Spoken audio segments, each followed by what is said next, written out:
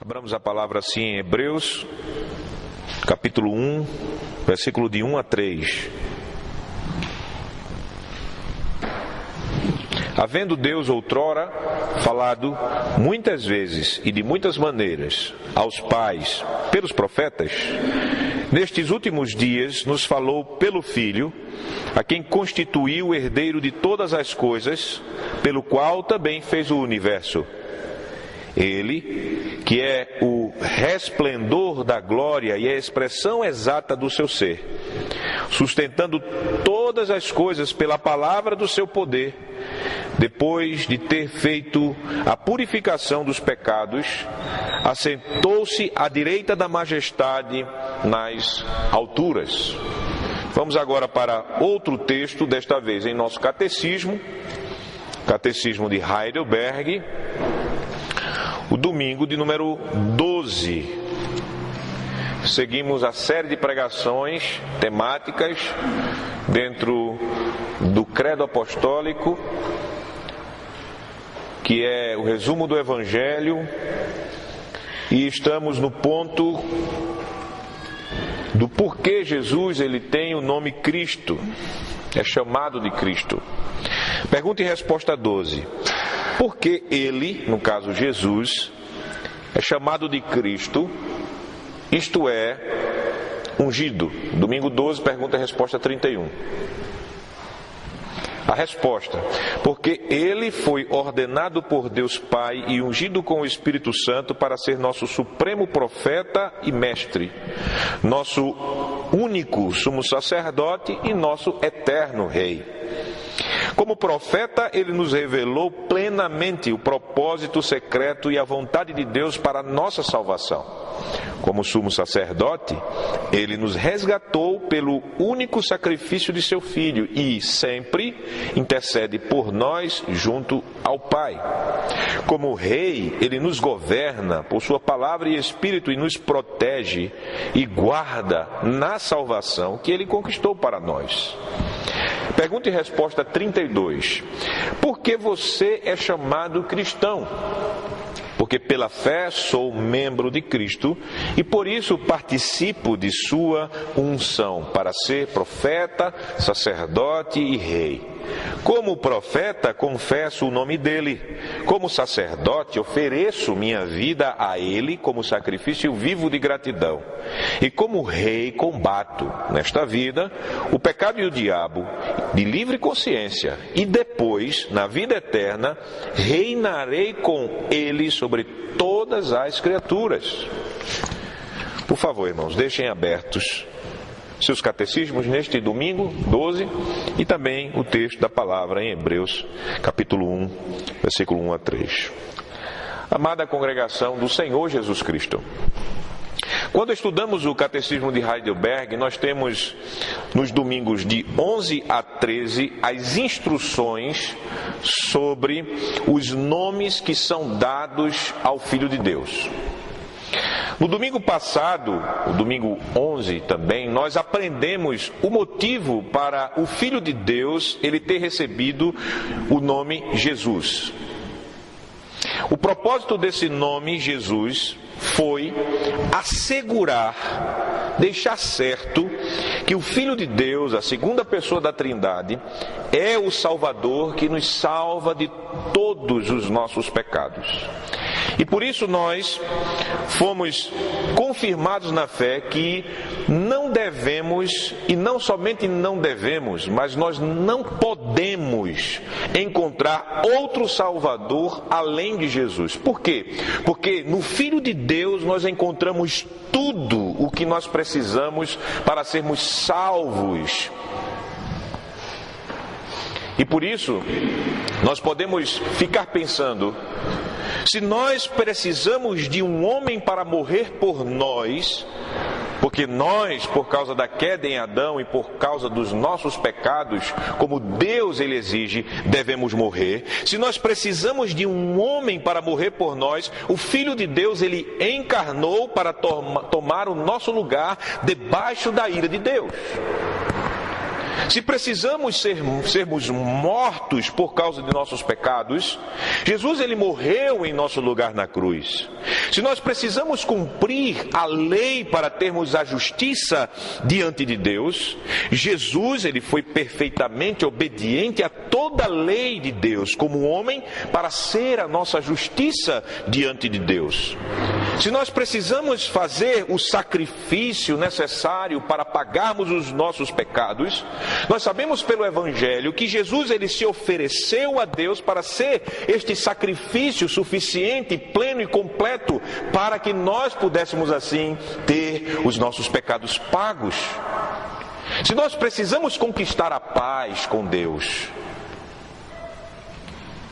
o Deus que nos quer destruir por causa de nossos pecados, Jesus, com o seu sacrifício, nos reconciliou com o Pai mediante o seu sangue oferecido na cruz. Se nós precisamos da libertação do domínio de nossos pecados e do diabo, Jesus ele ressuscitou para a nossa justificação, para assim nós podermos ser libertados de nossos pecados velhos e antigos que nos acorrentavam e do diabo. Se nós precisamos de um intercessor, de um advogado, aquele que se coloca entre Deus e nós, homens, para interceder por nós, o Evangelho nos diz que Jesus é o nosso intercessor à direita do Pai no céu.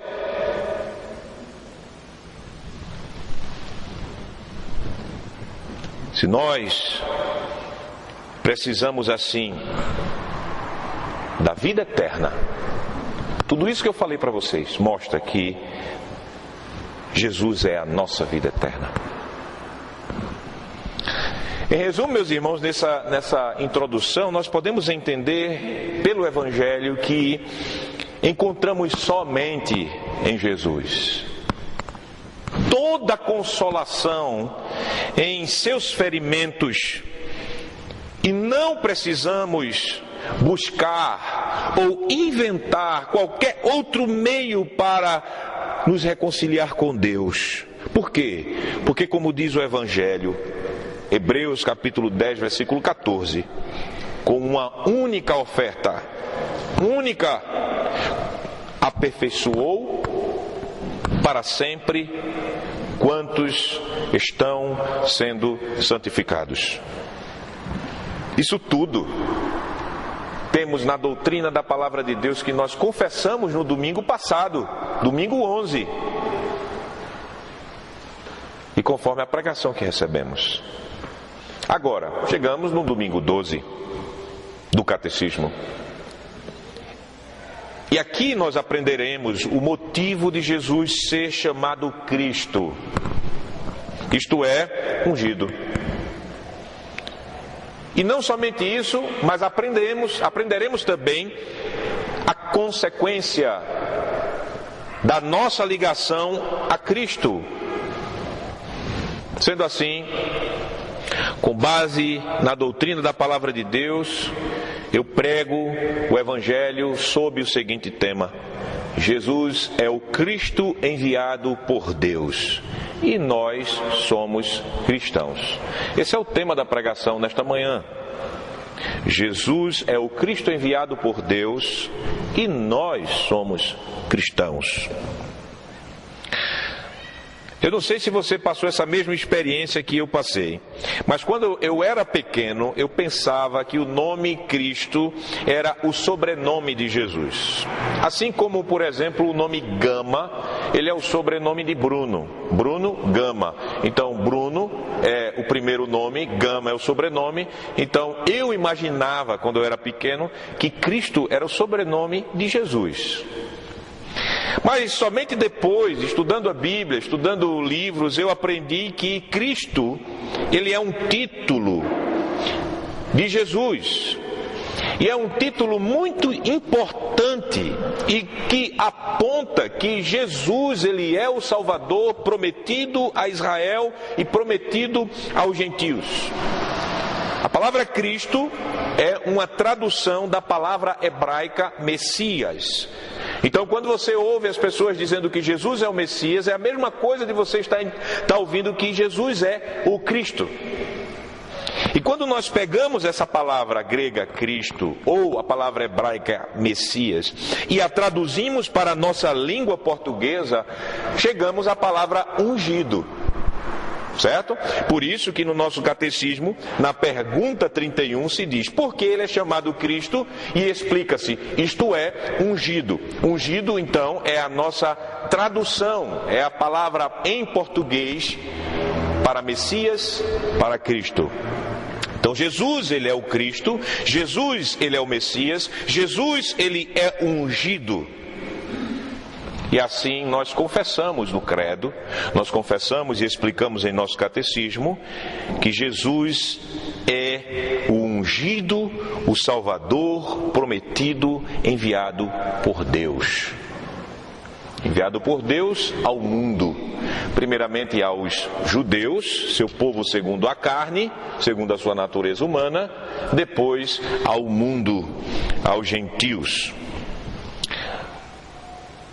O título Cristo, ainda continuando com esse título, o Messias ou ungido, ele tem a mesma raiz, ele tem a mesma origem da palavra, do verbo ungir.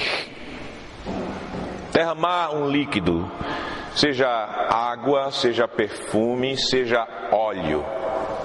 Ungir. Então, dessa forma, quando nós pensamos na raiz da palavra Cristo, que até nós conhecemos em nossa prática, não na nossa prática reformada, mas na prática brasileira, religiosa brasileira, no meio católico romano, aquela cerimônia chamada o crisma. Não tem o crisma na prática romana, que é antes do jovem católico romano poder participar da missa, tomar a missa.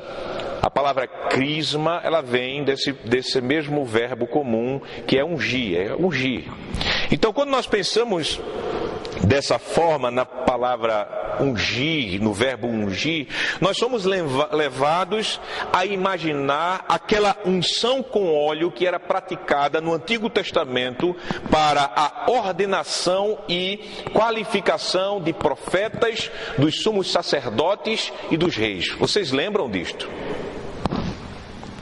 Reis do povo de Deus, sumos sacerdotes do povo de Deus, profetas do povo de Deus da antiga aliança. Então, a unção, ela era um símbolo ou um sinal da ordenação e da qualificação para certos ofícios especiais na igreja do Antigo Testamento. O ofício de profeta, o ofício de sumo sacerdote, o ofício de rei.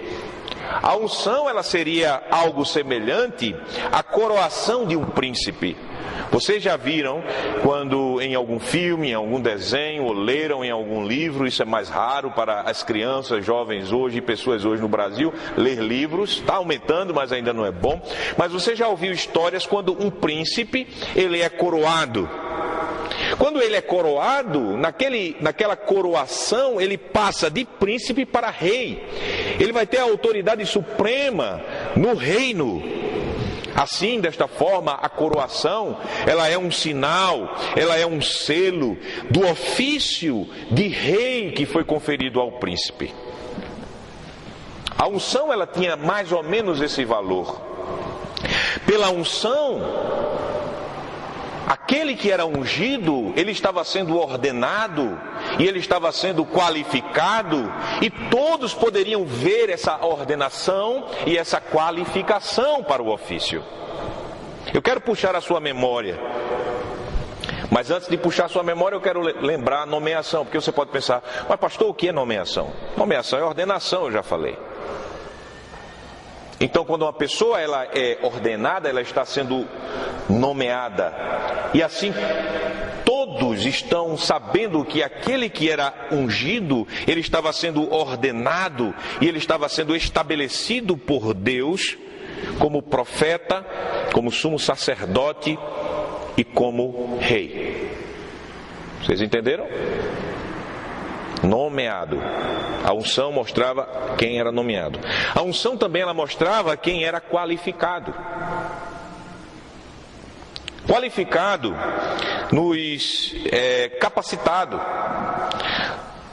Vamos um pouquinho para o tempo do Antigo Testamento. No Antigo Testamento, e especificamente falando no Antigo Oriente, era uma prática ungir com óleo.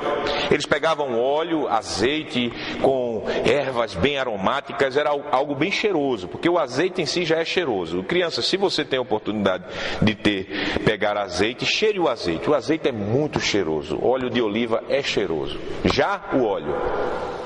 Agora imagine um bocado de ervas bem cheirosas, especiarias cheirosas.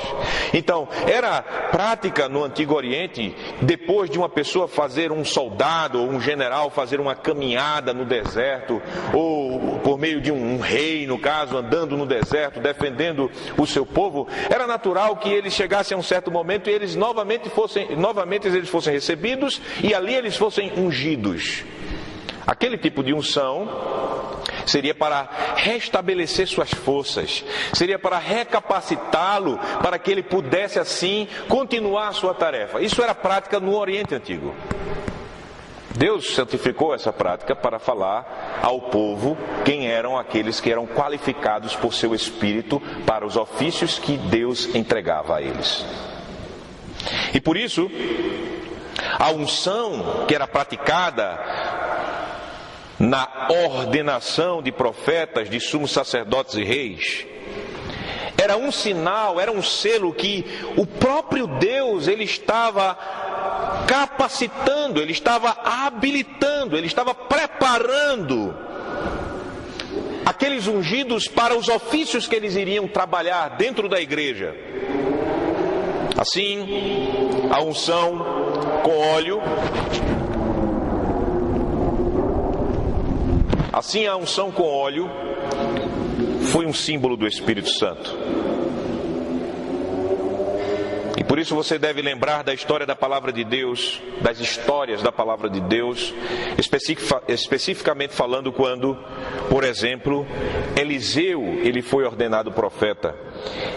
Nós vemos lá em Reis, capítulo 19, versículo 16, que Deus mandou ungir Eliseu.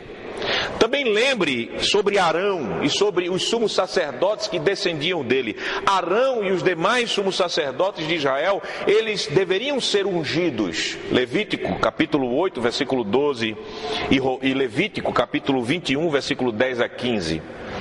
E lembre-se também de Saul, o primeiro rei de Israel. Ele foi ungido por Samuel para ser rei. E os demais também, Davi, Salomão e etc. Então notem, meus amados irmãos, que estes homens, eles estavam sendo qualificados. A unção era o sinal e selo dessa obra de Deus de qualificá-los para o ofício. Assim, cada homem ungido por Deus recebeu de Deus um ofício. Cada um que foi ordenado por Deus, e Deus deixou isso muito claro. Cada um foi qualificado pelo Espírito para desenvolver as tarefas referentes à unção recebida. Para ser profeta, quem foi ungido profeta; para ser sumo sacerdote, quem foi ungido sacerdote; para ser rei, quem foi ungido rei. A unção falava isso. E aí, nós podemos pensar: por que eu não sou ungido pai? Por que eu não sou ungido mãe? Por que eu não sou ungido empregado? Por que eu não sou ungido empresário? Porque, meus amados irmãos, uma coisa é eu escolher ser um eletricista, ser um motorista, ser um médico. Isso é uma coisa. Essas são ocupações que eu escolho para mim. Mas quando nós paramos para pensar nos ofícios especiais de profeta, de sacerdote e de rei, estes ofícios as pessoas não escolhiam. Eram ofícios impostos por Deus. Era Deus que dava isso àquelas pessoas. Era Deus que chamava e ordenava e qualificava os profetas, o sumo sacerdote e os reis. Você poderia querer, mas você não ia poder se Deus não fosse aquele que te desse esses ofícios e te ungisse para esses ofícios. Por isso, Elias, Eliseu, eles não se fizeram profetas. Saul não se fez profeta, Davi não se fez profeta, Arão não se fez sacerdote. Perdão, profeta não, rei, Saul e Davi. Era Deus que escolhia, era Deus que ordenava, era Deus que preparava esses homens para essas tarefas, e a unção era símbolo e selo dessa obra de Deus. Vem de Deus. Era Deus que dava estes homens, estes dons à igreja. Então, até aqui, nesse ponto na pregação, nós temos o contexto, nós temos o valor da unção e o que significa ser ungido. Significa ser ungido pelo Espírito Santo e ordenado por Deus para ser profeta, sumo sacerdote ou rei. Ser ordenado e qualificado por Deus para ofícios especiais dentro da igreja. Todo esse contexto e tudo isso para chegarmos no ponto que nós queremos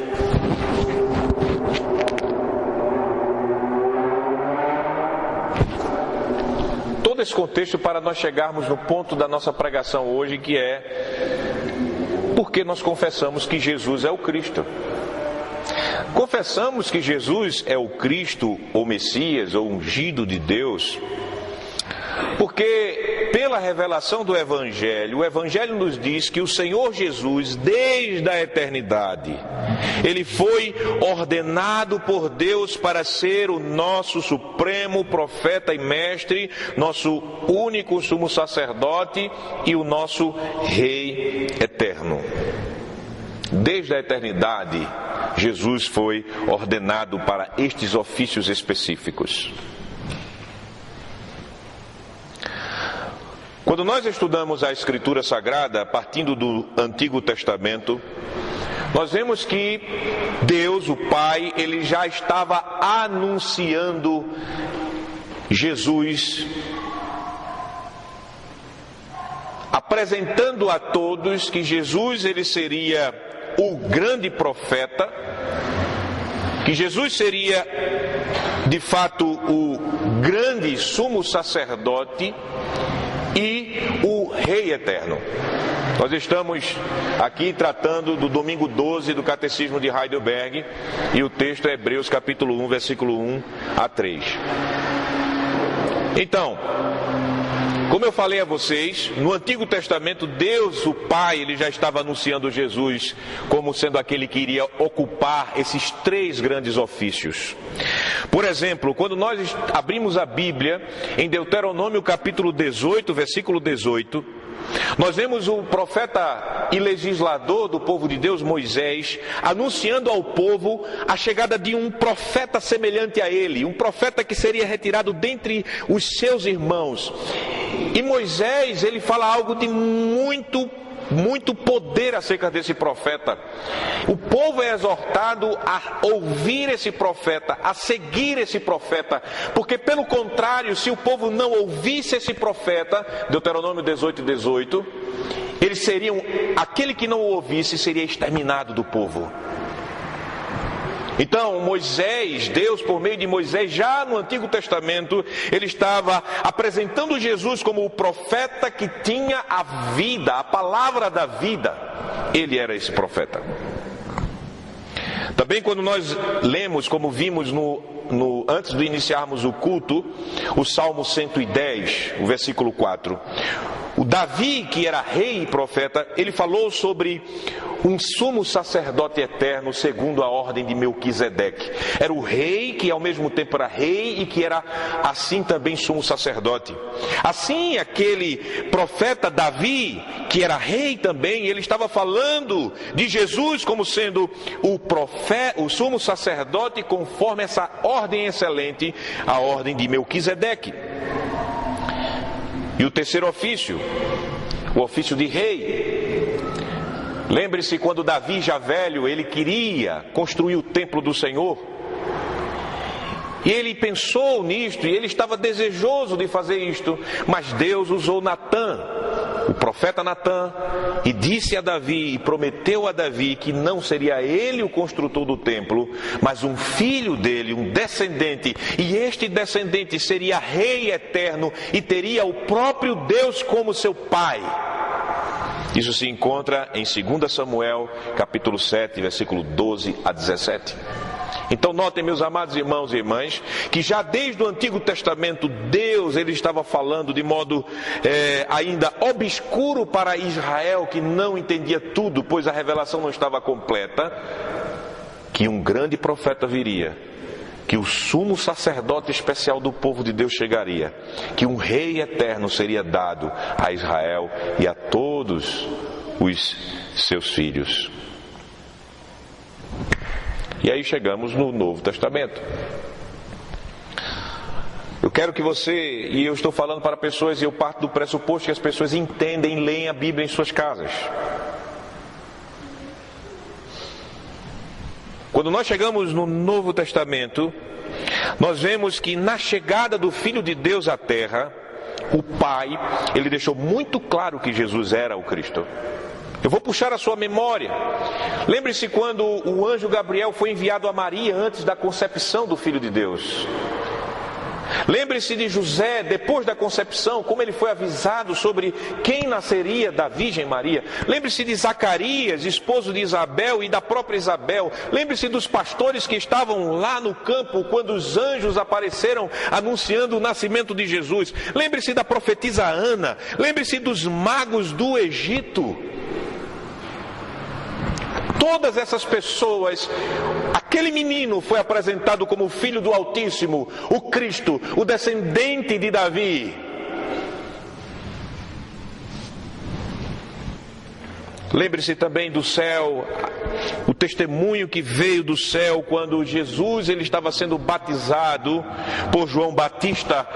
A voz que veio do céu e que João e outras pessoas ao redor puderam ouvir era que aquele que estava sendo batizado, aquele Nazareno, Jesus, ele era o Filho do Altíssimo em quem Deus se aprazia nele, comprazia nele, tinha prazer nele. Então Jesus foi anunciado como esse Cristo. E o que falar dos milagres de Jesus? Os milagres de Jesus, eles tinham o objetivo de apresentar o que acerca de Jesus? Que ele era o Cristo de Deus. João capítulo de número 20, vamos para João capítulo número 20,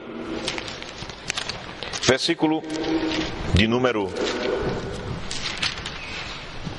30 e 31, no final do livro de João. João capítulo 20, versículo 30, o apóstolo João, ele está encerrando e ele está dando razão que Jesus, o homem, que é Deus, ele é o Cristo, o Salvador, enviado por Deus. E veja os milagres, a função dos milagres. Versículo 30, João 20, 30. Na verdade, fez Jesus diante dos discípulos muitos outros sinais que não estão escritos neste livro. Estes, ou seja, os sinais, porém, foram registrados para quê? Para que creais que Jesus é o Cristo, o Filho de Deus, e para que, crendo, tenhas o quê? Vida eterna em seu nome. Os sinais que Deus operava por meio de Jesus testificavam que Jesus era o Cristo prometido a Israel e ao mundo, e que todos deveriam crer que este Jesus é o Cristo para terem a vida eterna. Isso é função dos milagres, e isso é por causa disto que os milagres são registrados. Então nós vemos o Pai dando testemunho do Antigo Testamento na chegada do Filho. Nós vemos por meio dos milagres, e nós vemos até o próprio Cristo, ele falando disto, que ele é próprio Jesus falando que Ele é o Cristo. Quando nós abrimos João capítulo 17, a oração sacerdotal de Jesus na noite da traição, pelos seus discípulos e também por todos que crescem nele, mostra a plena consciência de Jesus que Ele era o Cristo. João capítulo 17, versículo 3, Jesus ele diz o seguinte: e a vida eterna é esta, que te conheçam a ti, o único Deus verdadeiro, e a Jesus Cristo. É Ele está falando dele, Ele falando dele, Jesus falando dele. Jesus Cristo, a quem enviaste. E todo o capítulo e toda essa oração vai nesse sentido. Você vai no versículo 8, Jesus diz praticamente a mesma coisa, falando que Ele foi enviado. Não a mesma coisa, mas esse ponto. Ele foi enviado, Ele é o Cristo. No versículo 18 a mesma coisa, no versículo 24 a mesma coisa. Então veja que na mente de Jesus, Ele não se olha como um homem comum, mas Ele se vê como o Cristo de Deus enviado ao mundo, o Salvador.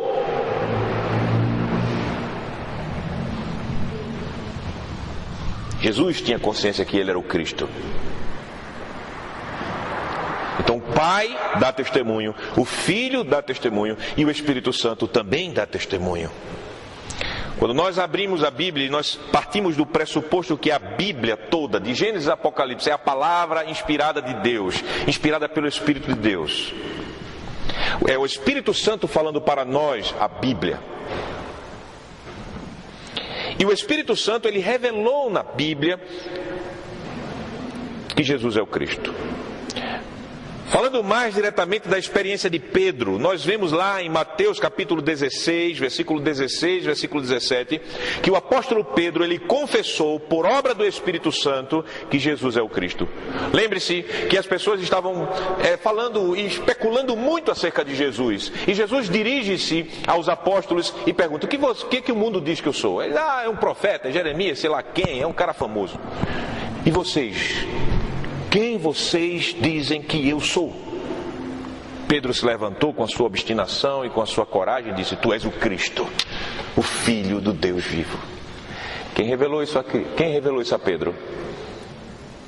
Jesus disse: Pedro, não foi a carne e o sangue que te revelaram, mas o Pai que está nos céus. O Espírito de Deus revelou a Pedro isso. Então Pedro confessou que Jesus é o Cristo. Como eu falei a vocês, Cristo não é sobrenome de Jesus, mas é um título por obra do Espírito. E a Escritura vai testemunhando que Jesus, Ele é o Cristo. Lembre-se de Mateus capítulo 1, versículo 1. O primeiro versículo do Novo Testamento, ele vai testemunhar que Jesus, Ele tomou a natureza humana, Ele se tornou, Ele se fez aquilo que Ele não era. Jesus sempre foi Deus, mas Ele se fez homem, encarnando da Virgem Maria. E o texto em Mateus capítulo 1, versículo 1 diz que Jesus tomou a nossa natureza, nascendo da descendência de Davi e de Abraão. Jesus ele não foi ungido com óleo. Você não vê em nenhum momento no Evangelho Jesus sendo ungido com óleo. Claro, tem aquela parte da unção no final, que aquela mulher derrama um óleo precioso sobre Jesus, mas ali não era a unção que nós estamos falando, mas ali era já preparação, era feito fosse uma verdadeira pregação da morte do Filho de Deus. Mas a gente não vê que quando Jesus ele inicia o seu ministério, aproximadamente aos seus 30 anos de idade, não vemos ele sendo ungido, mas nós vemos ele sendo, sim, batizado.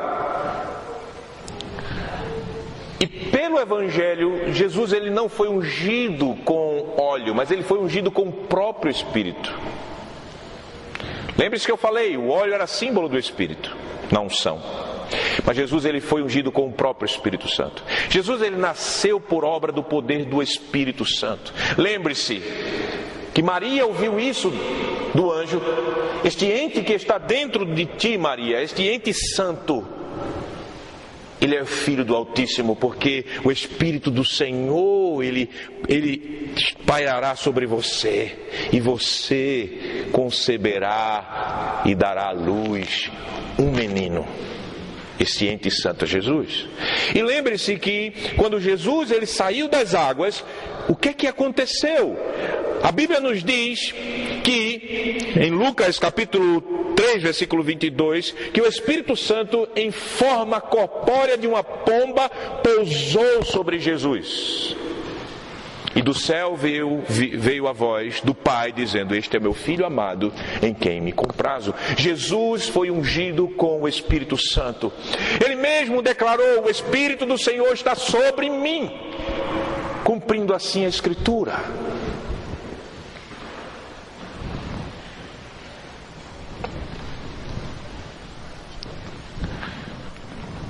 E quando nós lemos a Bíblia, irmãos, eu estou citando Bíblia para vocês, não é achismo.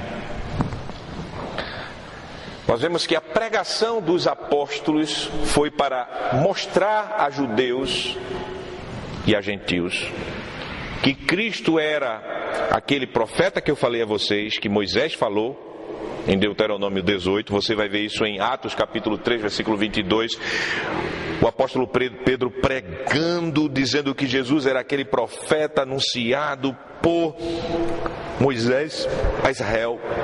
Quando nós abrimos a Bíblia em Hebreus capítulo 5, versículo 10, nós vamos ver o escritor aos Hebreus, ele mostrando Jesus como sendo o sacerdote eterno segundo a ordem de Melquisedeque, superior ao sacerdócio araônico, superior aos levitas, aquele que pôs fim, por ter um sacerdócio perfeito, completo, eterno.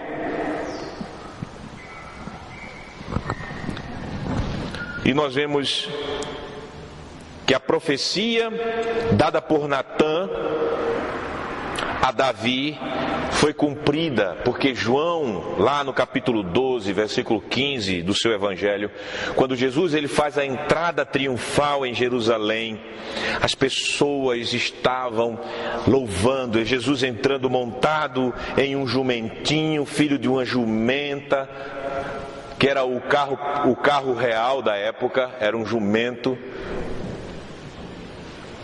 João ele diz que ali estava se cumprindo Isaías 40, versículo 9, Zacarias 9, versículo 9. O rei estava entrando. Então veja, a Bíblia, os apóstolos, eles estavam apresentando em Cristo todas as promessas que nós encontramos na lei, nos salmos e nos escritos. Jesus cumpria.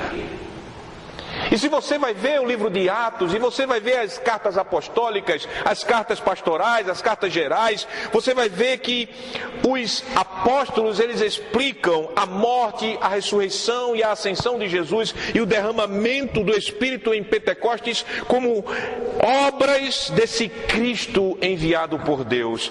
E meus amados irmãos, nós temos na Escritura fatores, testemunhos, instrução suficientes para nós olharmos a Jesus e dizer: de fato, tu és o Cristo, o ungido, o Messias, o meu Salvador completo, aquele que é o profeta que me revelou todo o plano de Deus oculto.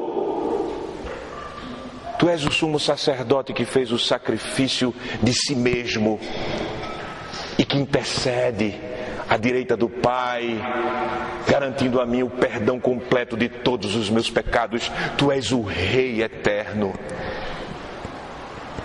que estás a governar todas as coisas para o Pai e para o meu bem. Mas pastor, tudo isso está no Evangelho? Está. E quando nós olhamos para o texto de Hebreus capítulo 1, versículo de 1 a 3, se há um texto na Escritura que fale dos 3 ofícios de Cristo de modo muito claro, é esse texto, em um só lugar é esse texto. Vamos lá para Hebreus capítulo 1, versículo de 1 a 3.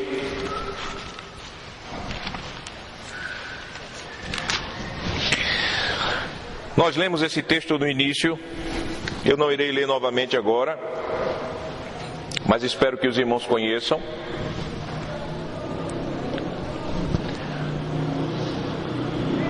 Nesse texto nós temos 7 descrições de Jesus, Mas nós iremos prestar atenção em 3 delas. As 3 que ligam Jesus ao nosso tema. As 3 que mostram que Jesus, ele é o supremo profeta e mestre, o nosso único sumo sacerdote e o nosso Rei eterno.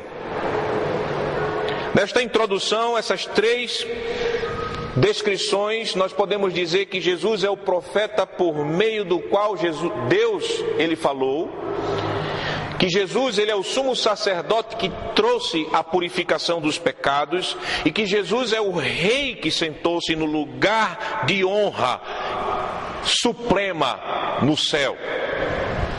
A primeira descrição de Jesus é que ele é o que eu quero enfatizar agora, é que ele é o profeta por meio do qual Deus falou.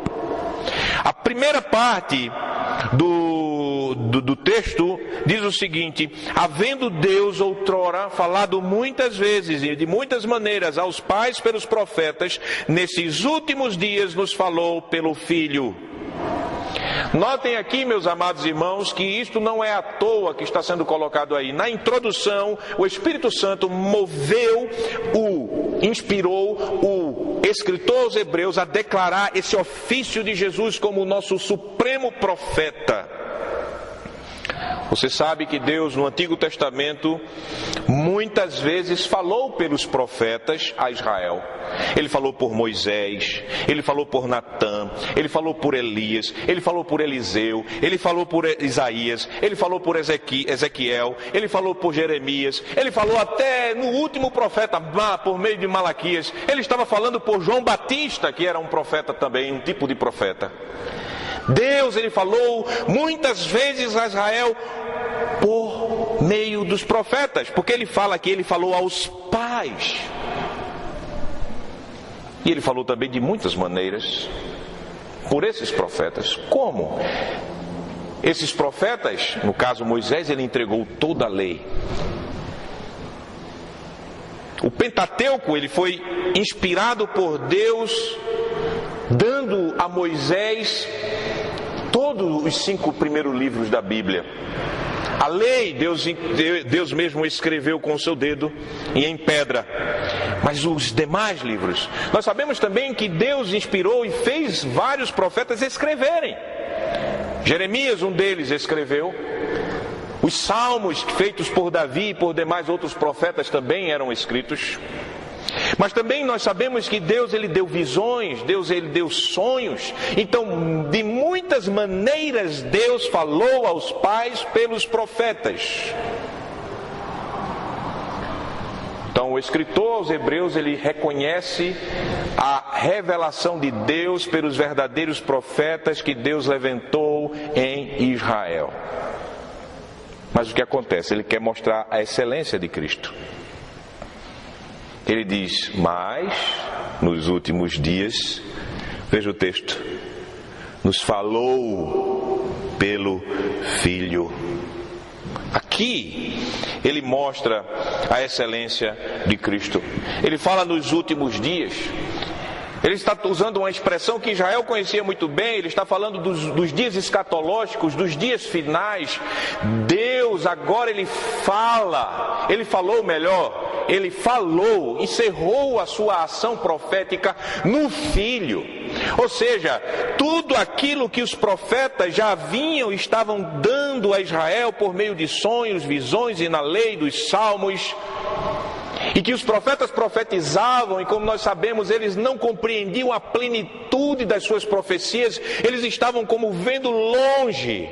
Jesus tornou isso claríssimo. Jesus, ele é assim, é a palavra final. Jesus é aquele que chegou e o Pai falou por ele nesses últimos dias. Assim, Jesus, ele vem, ele coloca diante de todos nós os mistérios que estavam escondidos, e ele faz isso em seu ministério terreno, e ele faz isso por meio dos seus apóstolos e profetas no Novo Testamento. Ele faz isso por meio da explicação daquilo que estava no Antigo Testamento, e pela explicação agora esta claramente explicada na Bíblia do Novo Testamento. Os escritos dos apóstolos e os escritos dos escritores do Novo Testamento. Tudo Jesus revelou. Não há mais nada que você possa imaginar para aprender sobre como você deve ser salvo dos seus pecados, da ira de Deus. Jesus revelou tudo. Ele fez isso pelos seus apóstolos. Não há mais nada para ser revelado quanto à nossa salvação, como nós devemos viver como cristãos, como nós devemos adorar a Deus, como nós devemos servir, como nós devemos casar no Senhor, como nós devemos ser marido e mulher no Senhor, como nós devemos ser pais no Senhor, como nós devemos ser solteiros, castos, santos no Senhor, como nós devemos ser servos no Senhor, como nós devemos ser empregadores no Senhor, professores e alunos. Tudo Jesus, por meio dos apóstolos, nos explicou, nos ensinou.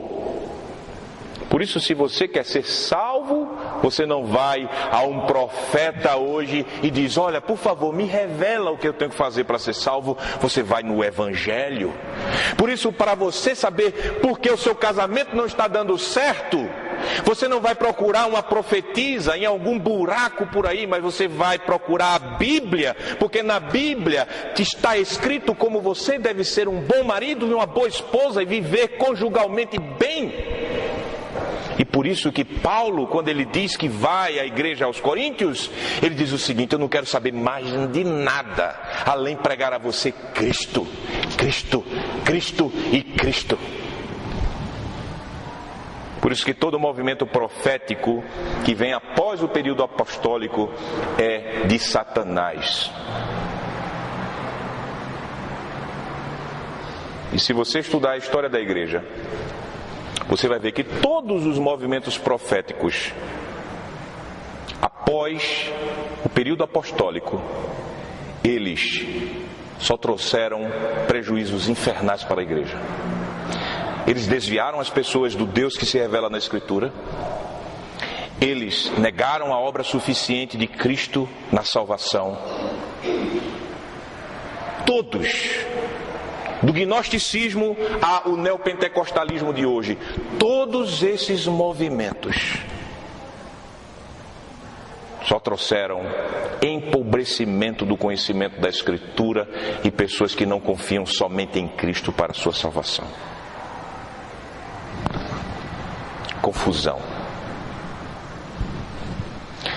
Porque quando nós prestamos atenção naquilo que o escritor aos Hebreus ele está dizendo claramente: Deus falou de muitas maneiras e várias vezes pelos profetas, mas agora falou pelo Filho. E por isso que as igrejas reformadas, elas sempre enfatizam o que os apóstolos enfatizavam: ouça o que Jesus diz na palavra. E por isso nós confessamos no domingo 12, porque ele foi ordenado por Deus Pai e ungido com o Espírito Santo para ser nosso supremo profeta e mestre. E veja a explicação. Como profeta, ele nos revelou plenamente o propósito secreto e a vontade de Deus para a nossa salvação. Ele revelou plenamente, não há mais nada para sabermos sobre como somos salvos e como vivemos a salvação. Temos tudo naquilo que Cristo nos diz no Evangelho. Então veja, Jesus ele é colocado como a palavra final. E Jesus ele é colocado de tal forma que ele não pode ser igualado a nenhum profeta de Deus do Antigo Testamento, nem com Moisés, nem com Elias. E muito menos Jesus ser rebaixado a uma posição inferior a um falso profeta, como fazem os islâmicos, rebaixando Jesus, colocando esse profeta que é a palavra final abaixo de Maomé. Isso é blasfêmia maior ainda. Veja que o escritor aos Hebreus ele coloca Jesus num patamar muito mais elevado. Ele diz: a quem constituiu o herdeiro de todas as coisas. Isso é dizendo que Jesus ele é o dono de todas as coisas, de tudo na criação, de cada alma que existe, de cada ser. Isso é título do Cristo. Ele é o herdeiro deste reino de Deus. O escritor ele vai mais adiante, ele diz: pelo qual também fez o universo.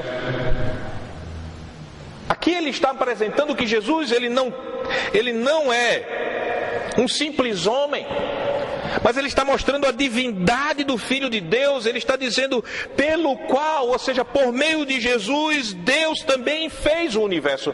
E a palavra grega usada aqui não é uma palavra para o mundo criado somente, mas é muito mais ampla. Ele está dizendo que por meio de Jesus, Deus, ele não somente fez as coisas que nós podemos ver, mas Deus está fazendo a era. Ele está fazendo a soma de todos os períodos do tempo.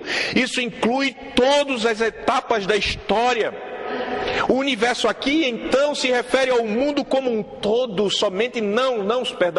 somente o mundo como um todo, mas a palavra universo aqui também fala sobre a ordem criada, que continua a se desenvolver no curso da história, nos tempos. Então veja, Jesus não é um simples homem. Jesus, ele é o Deus pelo qual Deus, ele fez tudo e mantém tudo em ordem. Que profundidade, meus irmãos!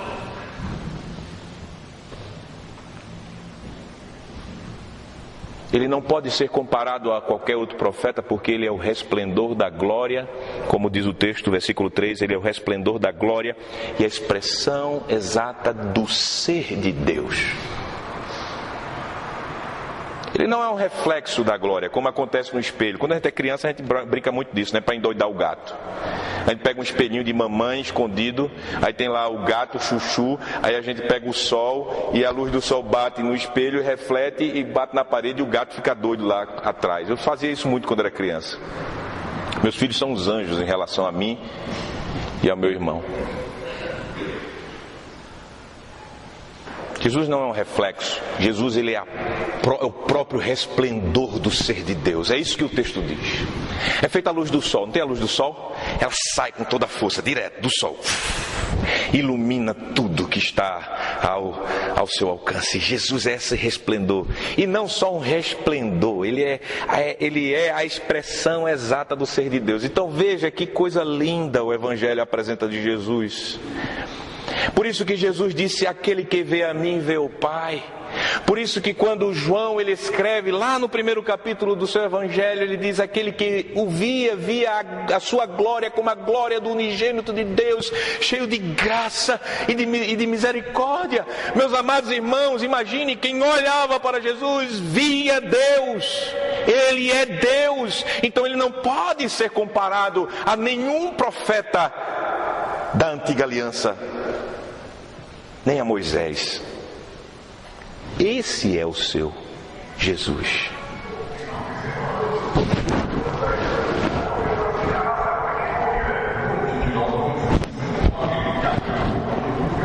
A sonoplastia aqui é ótima. Esse é o seu Jesus. É o Jesus que se apresenta na Bíblia. Então aqui, como eu estou dizendo nesse primeiro ponto, e eu tenho que apressar, Jesus é o profeta por meio do qual Deus falou. Ele é a palavra final, ele é a própria revelação de Deus. Ele não traz uma mensagem, ele é a mensagem, ele é a sabedoria, ele é a palavra de Deus. Ele é o supremo profeta e mestre que revelou-nos o plano, plenamente o propósito secreto e a vontade de Deus para a nossa salvação. Nele temos a revelação que precisamos para sermos salvos e vivermos a salvação. Jesus, ele é apresentado nessa introdução como sendo o sumo sacerdote que trouxe a purificação dos nossos pecados. Veja o texto do versículo de número 3. Ele é o resplendor da glória e a expressão exata do seu ser, sustentando todas as coisas pela palavra do seu poder, depois de ter feito a purificação dos pecados. Depois de ter feito a purificação dos pecados. Aqui fala da obra de Jesus como sumo sacerdote. Qual era o trabalho do sumo sacerdote? Era representar o povo diante de Deus, era ser o mediador entre Deus e o povo, era fazer expiação primeiramente por seus pecados e depois pelos pecados do povo. Havia um dia especial para isso, havia o dia da expiação, o Yom Kippur, dentro da igreja do Antigo Testamento. Uma vez por ano, ele primeiro ia e oferecia sacrifício por si e depois pelo seu povo lá na presença de Deus, no Santo dos Santos, uma vez por ano, só ele. E assim o povo tinha os seus pecados cobertos por meio da obra do sumo sacerdote. O escritor aos Hebreus, ele vai explicar mais sobre essa sentença, que ele fez a purificação, como Jesus fez isso. E quando ele for fazer essa explicação no decorrer do seu livro, ou da sua carta, ele vai identificar Jesus a esta ordem superior do sumo sacerdócio de Melquisedeque, que nós aprendemos lá em Gênesis e que Davi pregou no Salmo 110. Jesus é este. Então veja, o texto ele está nos mostrando que Jesus ele é o nosso único sumo sacerdote. E é isso que o escritor de Hebreus vai falar. Ele não vai dizer que nós temos vários sacerdotes. Por isso que é um erro feio e induz pessoas a erro profundo o que a igreja na Idade Média fez em atribuir aos padres a posição de sacerdote. O que hoje a falsa igreja evangélica faz quando transforma os seus pastores em mediadores entre o povo e Deus, como os sacerdotes da igreja romana. Nós não precisamos de mais sacerdotes. Jesus é o nosso sumo sacerdote eterno. Nós não precisamos de mais sacrifícios para a purificação dos nossos pecados, porque o Evangelho diz, depois de ter feito a purificação dos pecados, uma só obra feita por Jesus na cruz eliminou a necessidade de mais sacrifícios. E por isso você, meu irmão e minha irmã, para os seus pecados, pode ser o pecado mais feio, aquele pecado mais oculto, que só Deus, você e o diabo sabem que você caiu nele. Você não precisa de mais sacrifícios por esse pecado. Você precisa confessar e confiar que Jesus, o sumo sacerdote eterno, ele, com seu único sacrifício, conquistou para você o perdão desse pecado. Por isso não precisamos de mais sacerdotes, não precisamos de mais ofertas pelo sacrifício. Foi uma vez só, depois. Não precisamos de um intercessor na presença de Deus, porque temos esse sumo sacerdote, Jesus. Ele está à direita de Deus, como o texto diz, depois de ter feito a purificação dos pecados, veja o resto, assentou-se à direita da majestade nas alturas. Jesus ofereceu lá a sua oferta na cruz, ele morreu em nosso lugar, tomando o nosso lugar como sacerdote, ele ressuscitou ao terceiro dia, completando a sua vitória sobre a morte, dizendo e declarando, está pago o preço por todos os pecados. Ele subiu ao céu depois de 40 dias, com os braços abertos, como um sacerdote, como Lucas diz.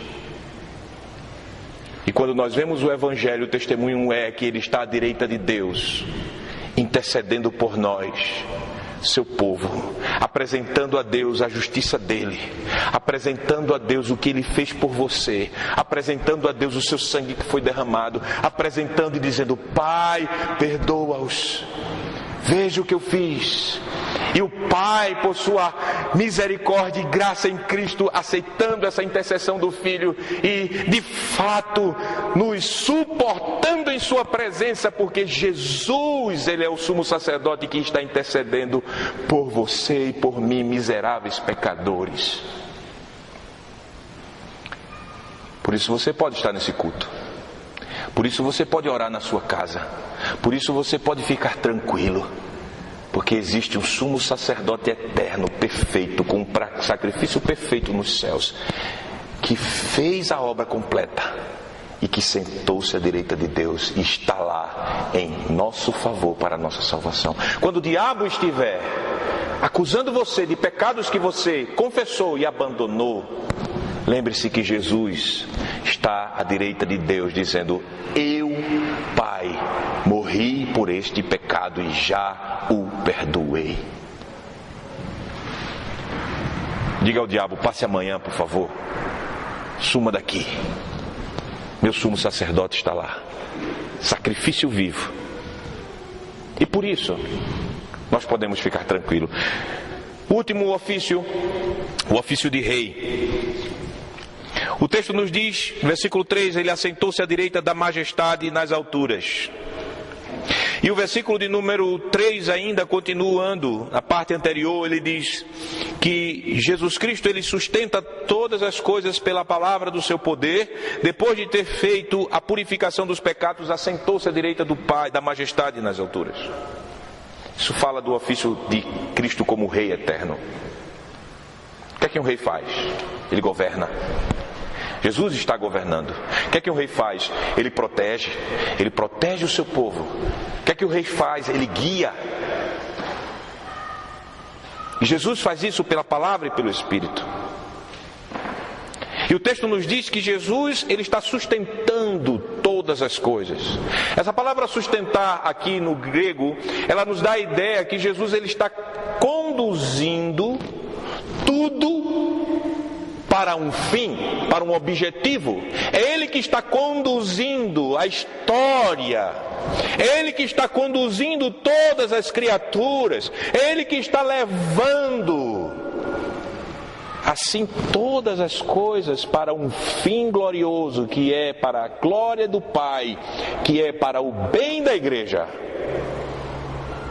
E Ele faz isso com a palavra do seu poder. A palavra que no grego está sendo utilizado aqui não é logos, a palavra, mas é rema. Essa palavra, ela dá a ideia de uma ordem.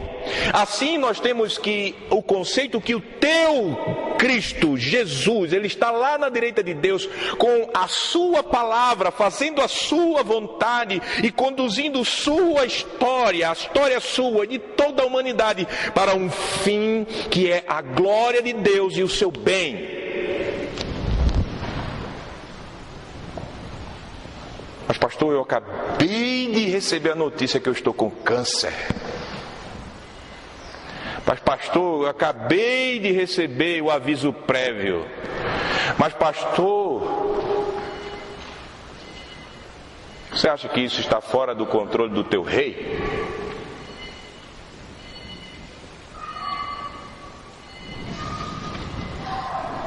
A sua história, como a história de todos, Jesus está conduzindo.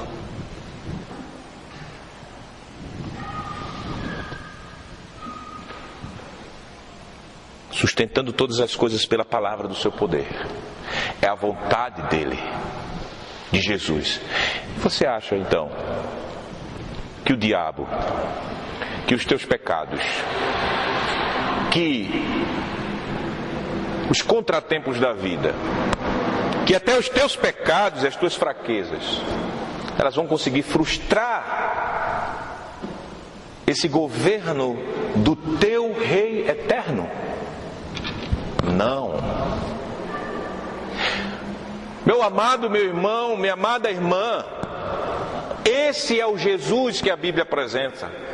E note que não é o Jesus de muitos cristãos de hoje. O Cristo do mundo de hoje, de muitos cristãos de hoje, é um afeminado. Não manda em nada, não controla nada. Até o livre-arbítrio do homem é mais forte do que ele. Até o diabo pode frustrar os seus planos. Ele só fica limitado ao corpo da igreja. Estou dando alguns exemplos do falso Cristo que muitos falsos cristãos pregam e dizem crer. O teu Cristo, conforme a Bíblia, ele é um rei tão poderoso. E imagine um rei tão poderoso, mas que não é um déspota. Ele te ama tanto. Ele morreu por você. Ele governa tudo para o teu bem.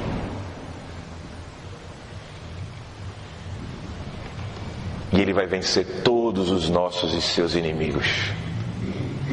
Creia nisso, console-se nisso. Isso é o Jesus que a Bíblia apresenta. Eu não posso pregar outro, é esse que está aqui. Então, finalizando, é mais do que claro no Evangelho que Jesus, Ele é Cristo por causa disto.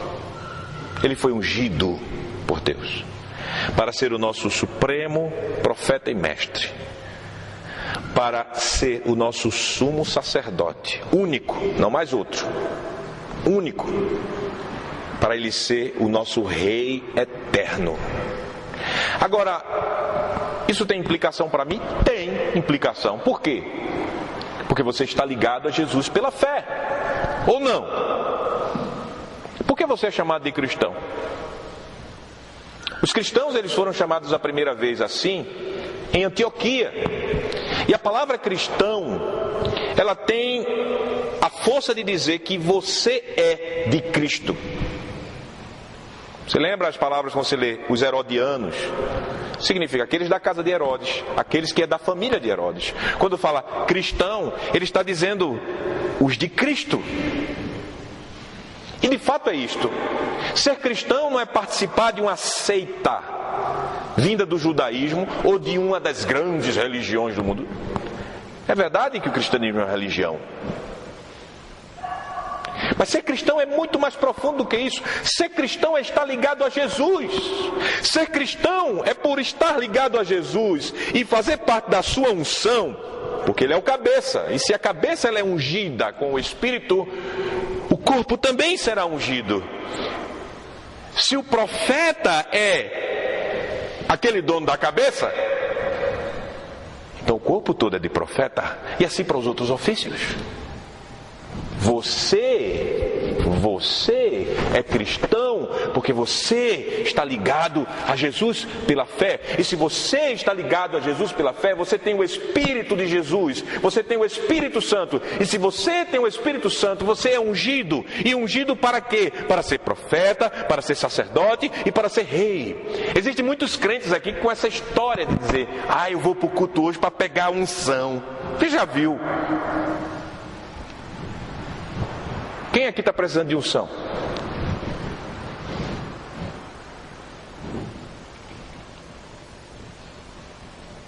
Se você está precisando de unção, eu vou dizer a você: arrependa dos seus pecados e crê em Jesus para a sua salvação. Sabe por quê? Porque a partir do momento que você crê em Jesus, você já está assim ligado a Ele. Por causa disso, você vai fazer parte de sua unção, como profeta, como sacerdote, como rei. Não existe nenhum crente aqui que precisa ser ungido. Se disser que precisa se arrepender dos seus pecados e crer em Jesus. E crer em Jesus, de novo não, mas em crer em Jesus. Por isso não cai nessa história de venha para o culto da unção, pegue o óleo da unção. Isso vem do inferno, isso é do diabo. Todos os crentes são ungidos a partir do momento que estão ligados a Cristo. E você é profeta. E para que você é ungido profeta? Nós simplificamos aqui no catecismo, dizendo: eu sou profeta para eu confessar o seu nome. Porque eu sou profeta. Como profeta, o que é que eu faço como profeta? Eu confesso o nome dele.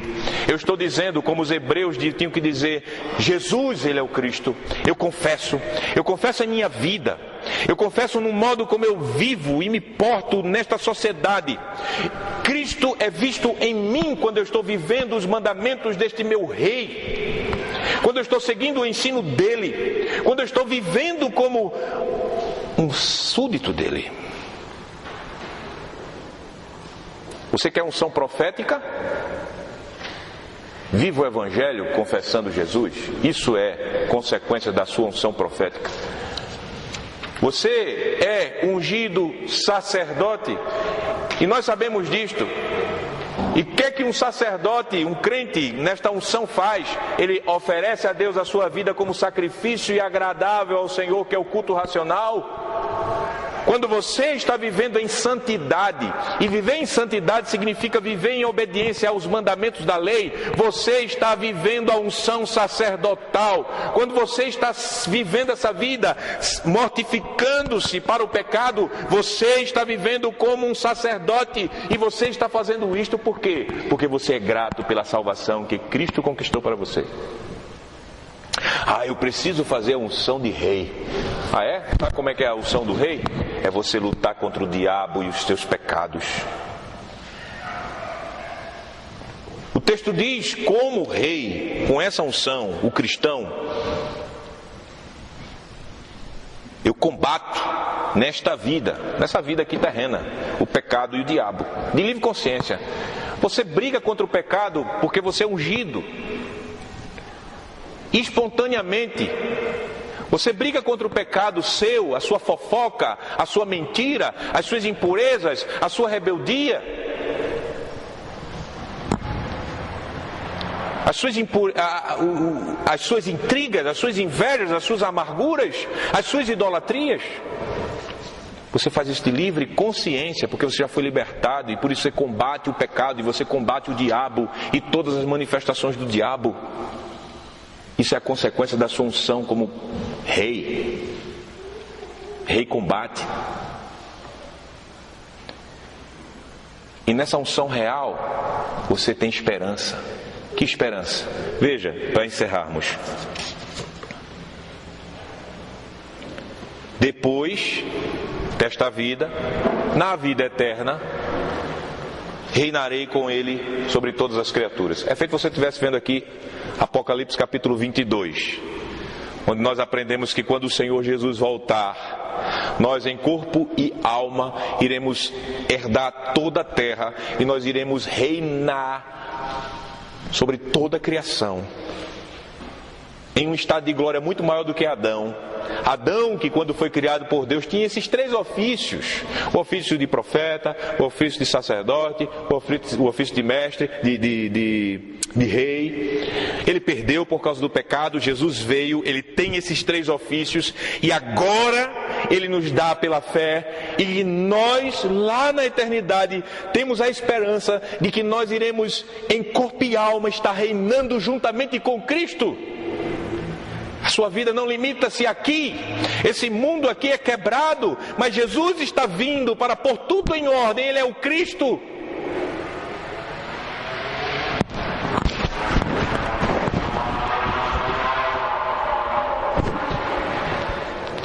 Ele é o Cristo.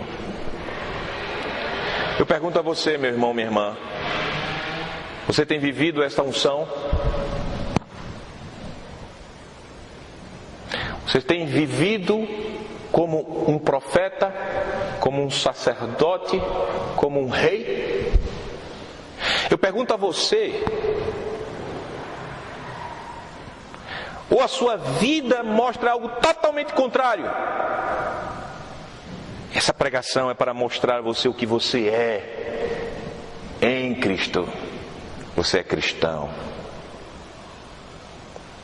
Se na sua vida você não está vendo essa realidade, você precisa se arrepender.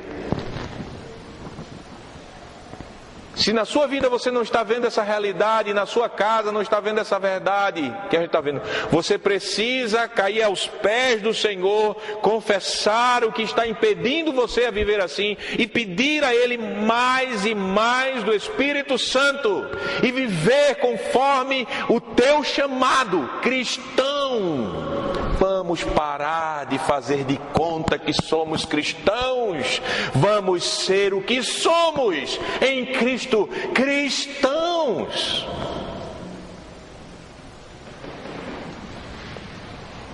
Você tem que viver o que você é, e não o que o mundo quer que você seja, e não o que o seu pecado e a sua fraqueza quer que você seja. Você é cristão. E o teu Cristo está à direita de Deus. E vem. Essa palavra é para você, é para mim, para nós como igreja. Essa palavra que vem de Deus. Essa palavra que nos mostra que Jesus, Ele é o Cristo enviado pelo Pai e que nós somos cristãos. Amém. Oremos.